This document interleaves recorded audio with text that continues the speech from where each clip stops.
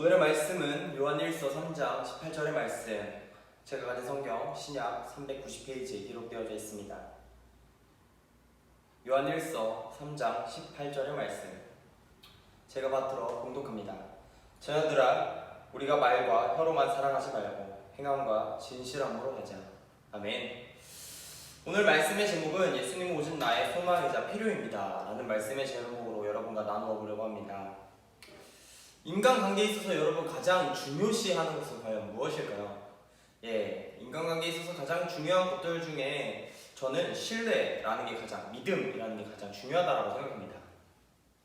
내가 누군가를 믿고 있다면요, 그 관계는 쉽사리 무너지지 않습니다. 많은 사람들은 그 신뢰관계를 바탕으로서 서로의 관계를 쌓아가려고 매우 많이 노력합니다. 저 또한 그렇습니다. 요즘 정말 많은 사람들과 가까이 잘 지내고 있습니다.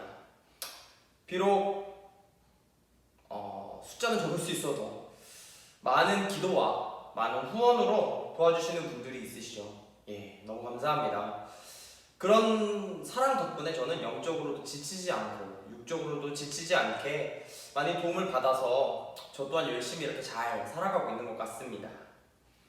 또한 항상 어려움이 있을 때 함께 이야기를 들어주는 저의 많은 동기들이 있기에 또 열심히 목회를 할 수 있는 기반이 된다라고 저는 생각을 해요.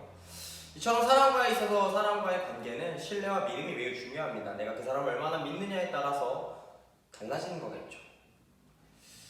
너무 많은 사람들에게는 저에게 감사하지만 요즘 최근 들어서 정말 감사한 분 한 분이 있는데요. 바로 이제 같이 지방에서 목회하고 계시는 박형철 목사님이라고 계시죠. 그 목사님의 가정이 너무 감사합니다. 사실 나이도 한참 어린 저에게 존중을 하며 꼬박꼬박 존댓말 해주시고 하면서 목회자로서 대해주시는, 서로의 목회자로서 존중해주시는 모습에 너무 감동을 많이 받았고, 그 믿어주시는 믿음에 너무 한번 감사했습니다.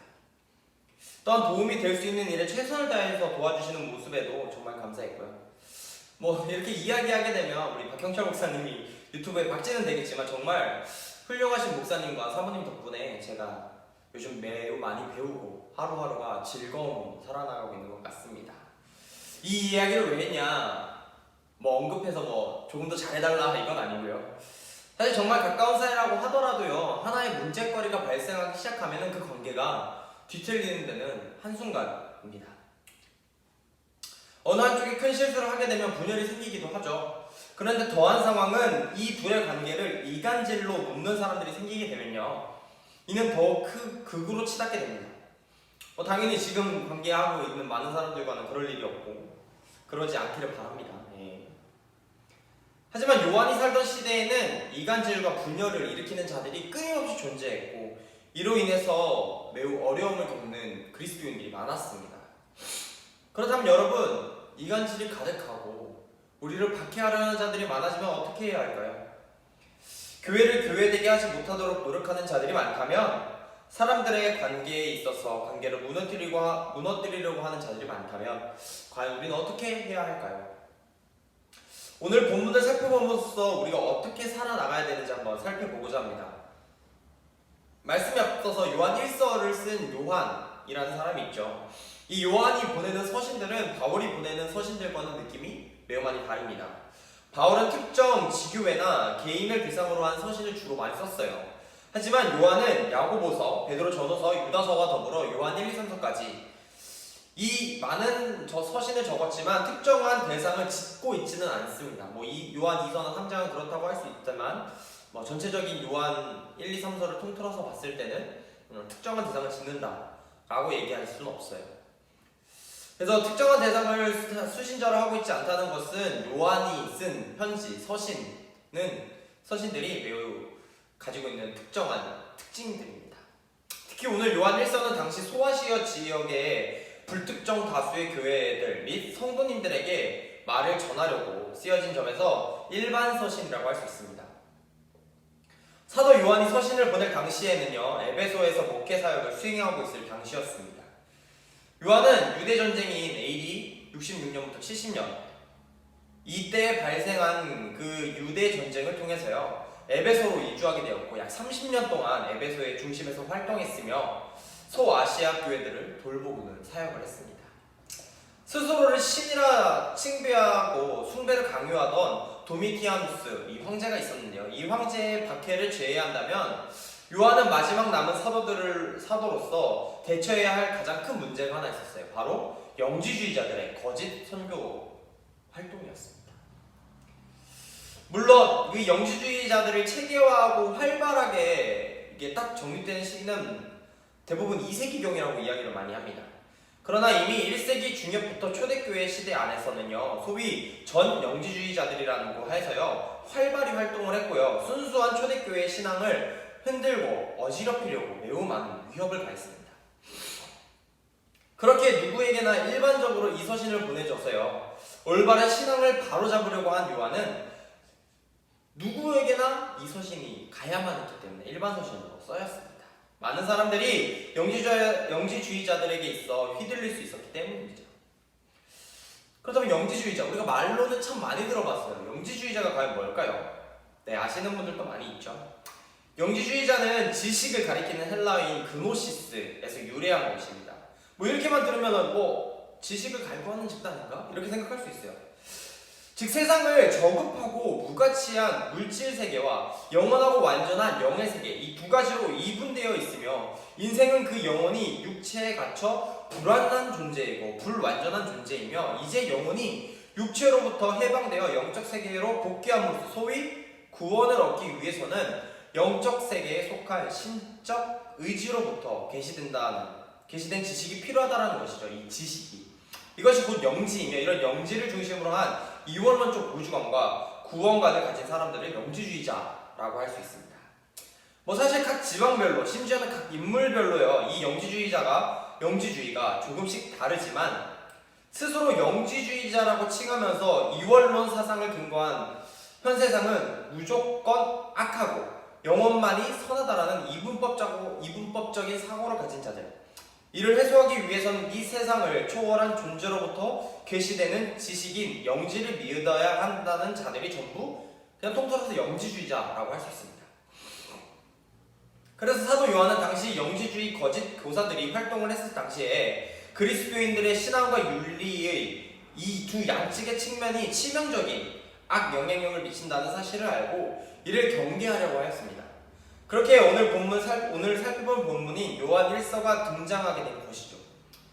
요한 1서에는 세 가지의 기준을 제시하고 있어요. 이 영지주의에 대해서 이겨내기 위해서요. 첫째는 신학적으로 참된 성도는 예수께서 육체로 오신 그리스도이심을 믿습니다. 영지주의자들은 단순히 예수라는 인간, 사람으로서 왔고 세례를 받은 직후에 그리스도의 영이 잠깐 들어왔다가 나간 것만으로 해석을 합니다. 그래서 이는 틀린 내용이기에 요한은 이를 바로잡으려고 했고요. 영지주의자들은 육은 이미 더러운 존재다 라고 아까도 얘기했죠. 마찬가지로 너무 더러운 존재다, 그렇기에 의롭게 살아야 할 근거와 이유는 하나도 없다, 이게 바로 이 영지주의자들의 말하는 이야기이고요. 이게 바로 두 번째인 윤리적으로는 참된 성도는 불의를 행치 않고 빛 가운데서 의를 행하신다는 것이라고 요한은 강조하고 있습니다. 또한 이웃에 대해서 무관심하고 하나님의 관계를 우리가 하나님과의 만남을 그리고 이웃과의 관계는 전혀 무시하는 이런 영지주의자들에게는 세 번째로 사회적으로는 참된 성도는 형제에 대한 사랑을 해야 한다라고 강조하고 있습니다. 특히 오늘 본문의 앞뒤는 그리스도인의 올바른 생활을 강조하고 있어요. 그럼 오늘 본문을 살펴볼게요. 오늘 본문을 살펴보면 말과 혀로만이라고 되어져 있습니다. 이것은 말과 혀로만 행동하는 것은 바로 이 영지주의자들이 했던 이야기죠.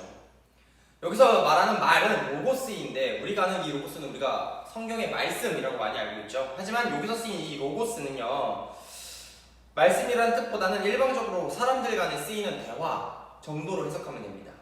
그리고 혀는 글로세라는 단어로서요, 어휘나 방언 등을 이야기하고 있어요. 그러므로 말과 혀란 중의적 표현이 나타내는 것은, 이 이야기가 나타내는 것은 형제의 헐벗고 굶주림을 보고 혀로만 배부르게 하라, 배부를 거야 라고 이야기하는 것은 실질적 도움이 없다면 이는 안 된다라는 것을 요한은 이야기하고 싶었던 것입니다. 참된 사랑은 말뿐만이 아닌 분명한 실제적인 행위가 동반되어야 한다는 것이죠. 그리고 행함과 진실함에서 행함은 에르곤으로 쓰였습니다. 어떤 사람이 감당해야 할 자신에게 맡겨진 일이나 행동을 뜻할 때 이 에르곤을 사용합니다. 그리고 진실함으로 번역된 알레테이아는 진리 혹은 진실이라는 뜻으로서 진리에 부합하는 진실된 마음을 말하는 것입니다. 즉 행함과 진실함은 하나님의 자녀로서 부합하는 윤리적 행위가 분명히 있어야 한다는 것이죠. 이러한 결과로서 우리는 주님 앞에서 굳셈을 받을 수 있으며 담대함을 얻을 수 있다고 요한일서 3장 19절과 21절은 우리에게 이야기하고 있습니다.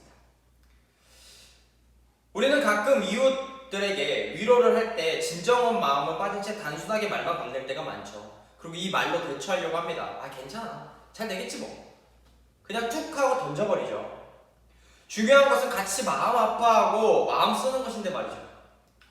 말과 혀로만 살아가는 것은 살아가는 삶이 아니라 행동함과 진실함으로 살아가는 우리가 되시기를, 여러분이 되시기를 간절히 바랍니다.